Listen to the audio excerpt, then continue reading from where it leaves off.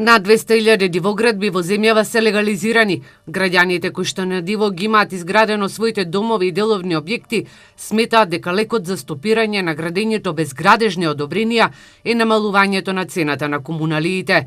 Токму висината на комуналиите и цената на плацовите пред половина век или десетици години ги натера на 12.000 штипјани да градат на диво, но истите сметат дека треба да запре овој начин на решавање на стамбеното прашање. Па ја мислам дека се доста.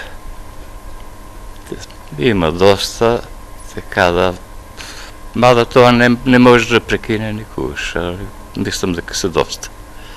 Диви градби веќе. Треба да се поедноставнат процедури и, например, да се одредат некои локации сега, пример, кај може, шо може, сега не, да речеме, стварно, веќе градот се урбанизира. Министерот за транспорт и врски Горан Сугаревски денеска врачи решение за легализација на објекти.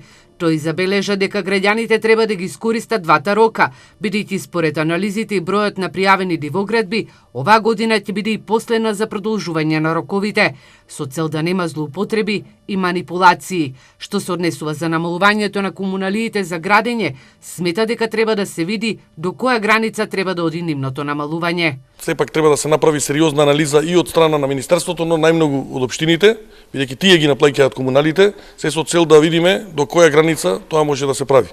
Меѓутоа битно е дека учеството на општините и на ЗЕЛС во изготвувањето на актите е најважниот дел или давањето на мислење во делот на оно што ќе значи измени во законската регулатива. На ЗЕЛС имаме разговарано на оваа тема. Дополнително ние како општина размислуваме на урбанизација на помали парцели за изградба на стамбени објекти, со кои што ќе влеземе во фаза на намалување на комуналиите за млади брачни парови. Со законот се офатени објектите изградени до март 2011 година, а со него досега над 6.000 штипјани добија легализирани домови и деловни објекти.